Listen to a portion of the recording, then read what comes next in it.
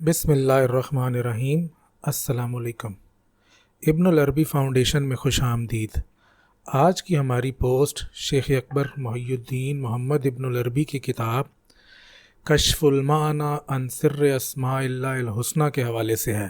آج ہم دیکھیں گے کہ شیخ اکبر کے نزدیک اسم الرحمن کیا ہے، اس کا مطلب کیا ہے، اس سے تعلق، تحقق اور تخلق کی کیا نوعیت ہے۔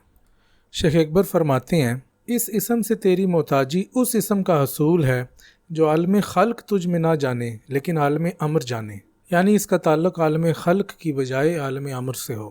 تحقق میں فرماتے ہیں، اسم الرحمن دلالت میں اسماء اعلام جیسا ہے، جیسا کہ اسم اللہ جو خود تو موصوف ہوتا ہے لیکن اس سے کسی دوسرے کو موصوف نہیں کیا جاتا۔ شیخ اکبر نے یہ بتایا کہ اسم الرحمن بھی اسماء اعلام میں سے ہے اور اس میں علم نشانی کے لیے ہوتا ہے، لازمی نہیں ہے کہ یہ کسی سے مشتق ہو اور اس میں کوئی ایسی صفت پائی جائے جس سے وہ ذات موصوف ہو۔ شیخ اکبر کے نزدیک اسم الرحمن بھی اسی طرح ہے۔ اس پر دلیل لاتے ہوئے فرماتے ہیں، کافروں نے کہا ومر رحمان ہو، کون الرحمن، سو اس کا انکار کیا۔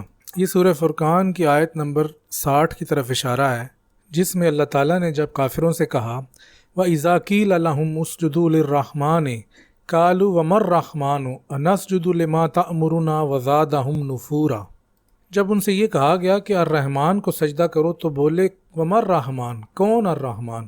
یہاں پر انہوں نے الرحمن کا انکار کیا، گویا کہ وہ اسے جانتے ہی نہیں۔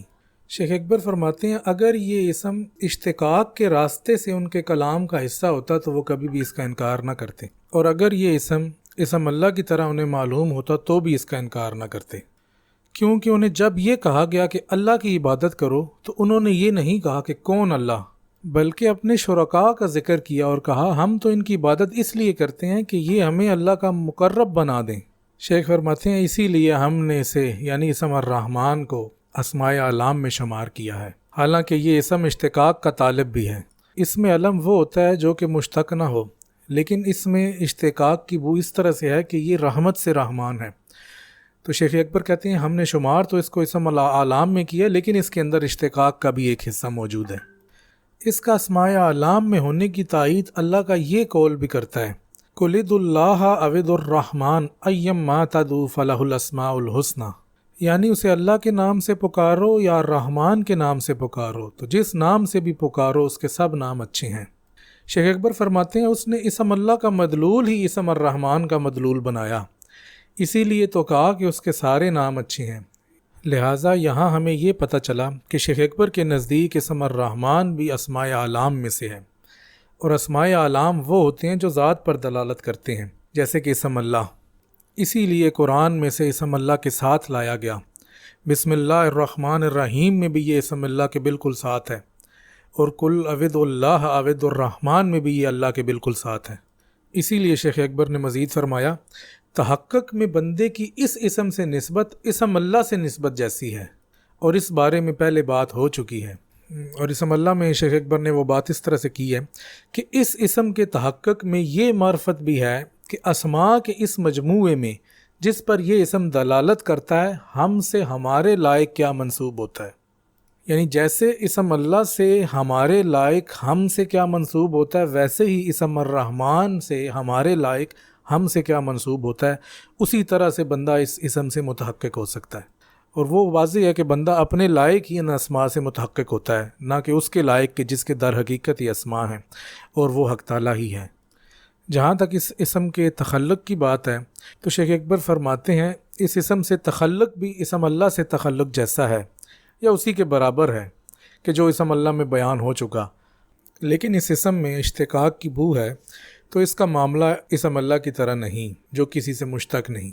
اس اسم کے لیے عمومی رحمت ہے، اور یہ رحمت ایجاد ہے۔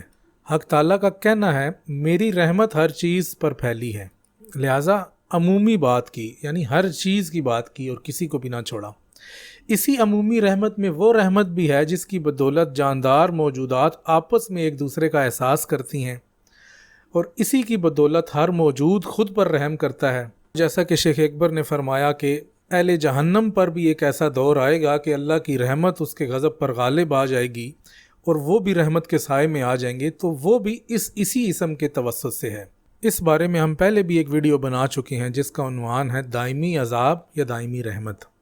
اس اسم سے تخلق یہ ہے کہ بندے کی رحمت اللہ کے سوا ہر ایک کے لیے بلا امتیاز و تفریق یکساں صورت پر ہو کہ جس پر اسے کوئی شرعی مذمت لاحق نہ ہو۔ اس کا مطلب یہ ہے کہ بندہ تمام موجودات پر اس طرح سے رحم کرے کہ وہ شریعت کے تقاضوں کے مطابق ہو اور شریعت کی طرف سے اس پر کوئی حکم نہ لگے۔ جیسے کہ حضرت ابراہیم علیہ السلام نے فرمایا کہ میں نے اپنے رب سے کرم سیکھا۔ حضرت ابراہیم کا واقعہ مشہور ہے کہ وہ بہت مہمان نواز تھے اور اکیلے کھانا نہیں کھاتے تھے۔ ایک روز آپ کسی شخص کو لے کر آئے اور اس کے سامنے کھانا پیش کیا، پھر اسے کہنے لگے کہ کیا تو اسلام میں رغبت رکھتا ہے؟ تو وہ کھانا چھوڑ کر چلا گیا۔ اس پر اللہ تعالیٰ نے وحی کی کہ اے ابراہیم، میں اس کو پچھلے 40 سال سے اس کے کفر پر کھانا دے رہا ہوں، اور تو چاہتا ہے کہ وہ تیرے ایک کھانے کے لیے اپنا دین بدل دے۔ تو آپ اس کے لیے تلاش میں گئے، اس کو ڈھونڈا، اس کو دوبارہ سے واپس لائے، اس کو یہ ساری کہانی بتائی، تو اس پر وہ اسلام لے آیا اور آپ کے ساتھ کھانا کھایا۔ یہ قصہ ایک قصوں کی کتابوں میں روایت کیا جاتا ہے، لیکن شیخ اکبر نے یہاں پر یہ دلیل لی ہے کہ اس کے بعد حضرت ابراہیم کھانے کے حوالے سے یا ان کی رحمت تمام موجودات کے لیے تھی، اسی لیے تو آپ نے فرمایا کہ میں نے اپنے رب سے کرم سیکھا۔ اللہ تعالیٰ سے دعا ہے کہ وہ ہمیں شیخ اکبر کے علوم کو درست طریقے سے پڑھنے والا، سننے والا، سمجھنے والا بنائے۔ آمین یا رب العالمین۔